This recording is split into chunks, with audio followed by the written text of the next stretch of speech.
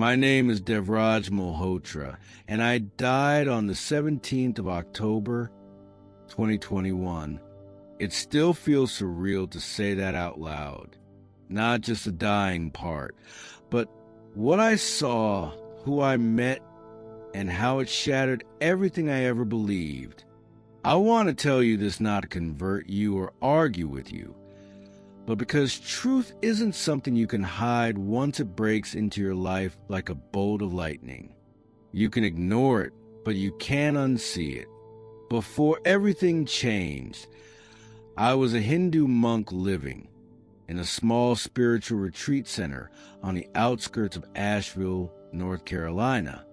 You wouldn't find it on a map, not easily. We lived tucked away in the Blue Ridge Mountains, surrounded by cedar trees, waterfalls, and silence. For nearly 12 years, I wore saffron robes, practiced brahmacharya, celibacy, recited Vedic chants every sunrise, and followed a rigid path of meditation and self-denial. I had taken vows to renounce worldly possessions, personal ambition, even family attachments. My name back then was Swami Devananda. I had disciples who looked to me for guidance, and I gave them what I had been given, what I believed was truth. But inside, if I'm honest, I was starving. I had memorized the Bhagavad Gita in Sanskrit.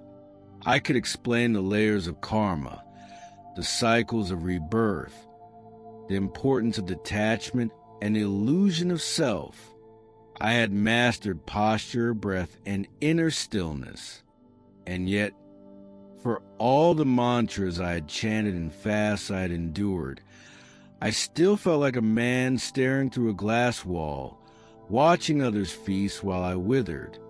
The turning point came during a 10-day silent meditation retreat in late 2021. I was leading it as usual and fasting. On the 5th day, something strange happened during a morning dhyana meditation. My heart began to race uncontrollably. My hands trembled. I tried to breathe through it, thinking it was just a passing moment of physical strain or perhaps karmic purification. But the pain spread up my chest, into my jaw, down my left arm. I remember collapsing. I remember the stunned silence of the other monks and disciples. I remember the gasping, the pressure, the heat, and then nothing, just black. Then I wasn't in the retreat center anymore. I was somewhere else. At first, I thought it was another layer of consciousness, a deep meditative state. But this was not calm. This was not peaceful. I found myself standing at the edge of what looked like a dried-up riverbed. The trees were dead. The sky was gray. The air smelled like burnt incense and decay. There were figures all around me, faces I didn't recognize. Their eyes were empty. They were whispering, but the words didn't make sense. I tried to speak, but nothing came out. My thoughts screamed, "Where am I? What is this?" And then I knew this wasn't some astral plane or spiritual metaphor.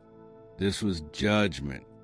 I felt it in my bones, this overwhelming presence, not malevolent but heavy, like the weight of 1,000 lifetimes pressing down on my chest.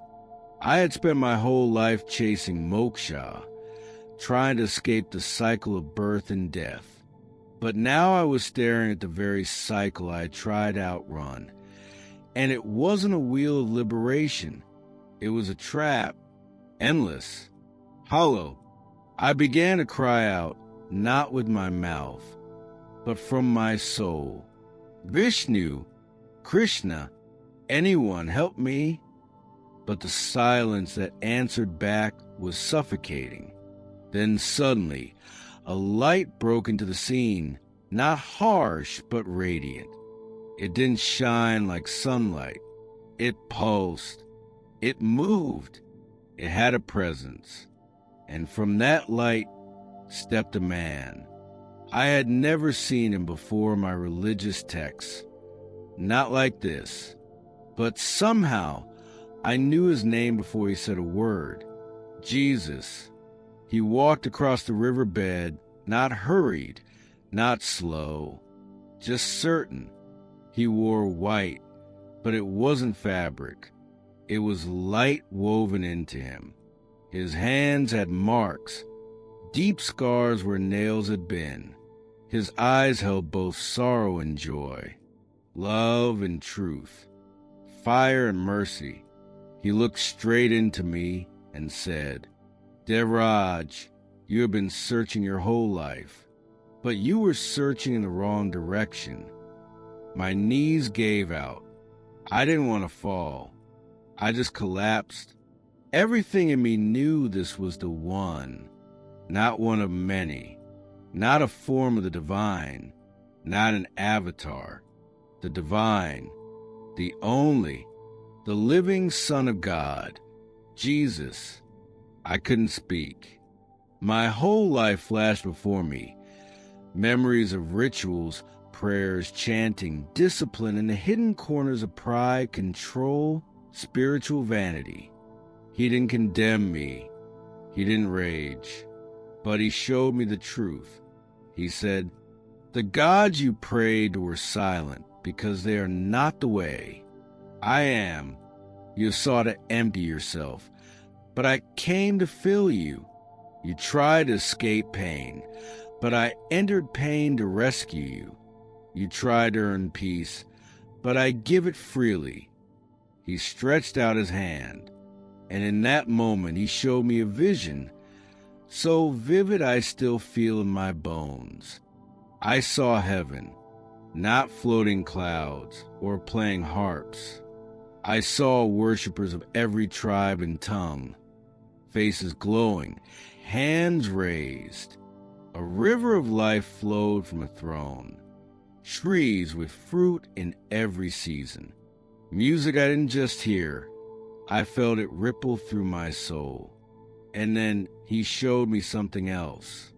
I saw my ashram, my disciples, their faces confused, their voices filled with questions.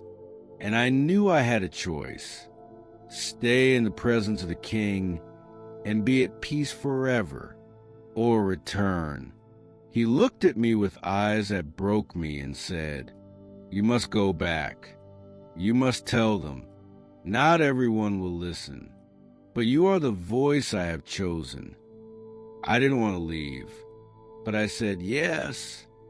And then everything faded.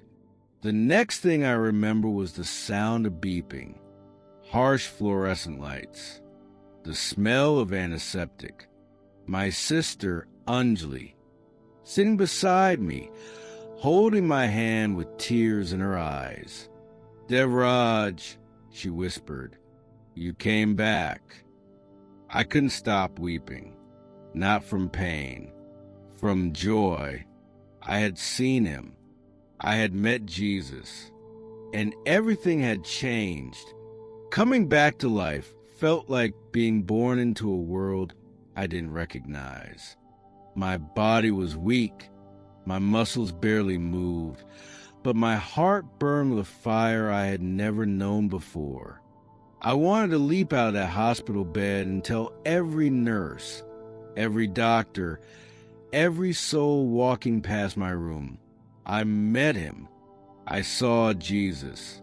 He's alive. He is the truth. But no words came at first, just tears. My sister Anjali thought I was delusional. She blamed the stroke, the stress, even a possible side effect of the fasting. I tried to explain, slowly, gently. She listened, half patient, half concerned.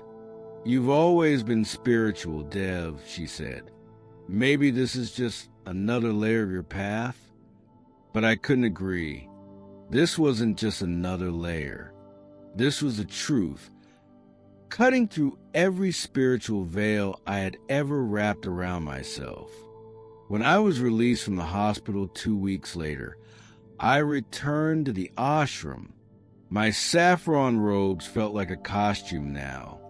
I looked in the mirror and didn't recognize myself. Not because of how I looked, but because of what I knew. The first person I told was Ravi. He was younger than the rest, honest, hungry. I found him meditating under the Bodhi tree behind the ashram and sat beside him. I told him everything. The light, the river, Jesus. I expected laughter or fear, but instead, Ravi just stared at me for a long time and whispered, "I believe you." I felt a wave of hope rush through me. Maybe this would be easier than I thought. Maybe the truth would spread like fire. But I was wrong. When I shared my experience with the rest of the monks, the reaction was devastating. Priya, my most trusted disciple, stood up and shouted at me in front of everyone, "You've lost your mind. You betrayed us." Anil, another elder monk, shook his head and said, "This is Western brainwashing, a colonial infection. How dare you defile the path of our ancestors?" Over the next few days, rumors spread like smoke through the community. People avoided me. Some whispered that I had been possessed. Others said I was staging some kind of drama to gain attention. My name, once spoken with reverence, was now said with caution, suspicion, but I couldn't go back to pretending. The chants fell hollow. The rituals felt empty.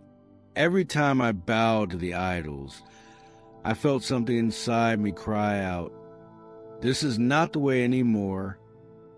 I began waking up early, before anyone else, reading the Bible Ravi had smuggled in and hidden under a pile of discarded cloth. I read it hungrily, like a starving man devours bread. Every verse cut through me. In the beginning was the word. "Come to me, all who are weary and burdened, and I will give you rest. I am the way, the truth, and the life." These weren't poetry. They were living. They were him. I started praying to Jesus in secret. I closed my eyes and whispered his name, not as a mantra, not to empty myself, but to connect. And he came, not always in visions, but in peace, in warmth, in a still, steady voice inside me saying, "You are mine now. Keep going." One Sunday, I snuck out of the ashram and walked 2 miles down the mountain into a small white church I had always ignored. They sang in English, voices simple and sincere. The lyrics were projected onto a small screen. "Amazing grace, how sweet the sound that saved a wretch like me." I wept. I wept because it was me, that wretch, lost and now found. At the end of service, I approached the pastor, a kind man named John who had spent most of his life doing small things with big love. I told him what had happened, everything. He listened. He didn't laugh. He didn't doubt. He smiled. "Welcome home, brother," he said. He began discipling me, meeting with me weekly, helping me understand the word, challenging me to follow Jesus not just emotionally but with truth, with foundation. The more I grew in my walk, the more I realized something painful. I could no longer live in the ashram. I had one foot in two worlds, and Jesus was calling me to step out completely. I knew what that meant. Rejection, disgrace, possibly worse. So I prayed for courage. And then, during the holy festival of all days, I stood in front of the entire community. Color powder filled the air. Music played. I stood on the small stage where I used to give spiritual teachings. I held the microphone with trembling hands. I am not a Swami anymore, I said. I am a follower of Jesus Christ. I cannot lie to you. I met him when I died. He is real. He is the Son of God, and he loves you. There was silence at first. Then chaos. Some yelled. Some wept. One woman spit at my feet, but I had peace. I took off my robes, publicly. Underneath, I wore simple clothes. No longer a spiritual authority, just a man, a disciple, a new creation. I walked off the stage, my heart pounding, my eyes fixed upward. From that day on, I was no longer welcome at the ashram. I rented a tiny one-bedroom apartment near the edge of town. Pastor John helped me move. I put a cross on the wall, placed my Bible on the table, and got down on my knees. For the first time in my life, I wasn't striving to reach heaven. Heaven had come to me. I began volunteering at the church, cleaning floors, serving coffee, speaking with youth who had doubts about their faith. Ravi started coming too. He was curious, hesitant. One night, we stayed up until 3 a.m. reading the Gospel of John together. When we got to chapter 3, verse 16, he paused. For God so loved the world that he gave his only Son. He looked at me and said, I believe. I want to follow him too. We hugged like brothers. 2 months later, I baptized him in a lake near the church. That moment, watching him come out of the water, hands lifted, tears falling, I realized why Jesus had sent me back. Not just to escape hell, but to tell people how to get to him. A few weeks after that, something unexpected happened. Priya, one of the disciples who had rejected me so harshly, showed up at my apartment door. She looked different, tired, vulnerable. I've been reading about Jesus, she said, and I want to know more. I cried. She cried. We sat together on the floor. No altar, no ritual, just seekers finally finding the truth. That night, as I went to sleep, I remembered Jesus' words in that other world. Not everyone will listen, but you are the voice I have chosen. I'm not a teacher anymore. I'm not a monk. I'm just Devraj, a man who met Jesus when I died, a man who lives now to tell you. He is real. He loves you. He is the way, the truth, and the life. If you've been wandering, trying to earn salvation, try to reach peace, trying to silence your pain with rituals or mantras, I want you to hear this. You don't have to earn his love. You just have to say yes. Yes to Jesus. Yes to life. Yes to truth. If you've heard my story and felt something stir inside you, don't ignore it. Ask Jesus to show himself to you. Start by reading the Gospel of John. Pray from your heart, not to a formula. Just speak. Ask. Cry if you need to. He hears, and he's waiting for you.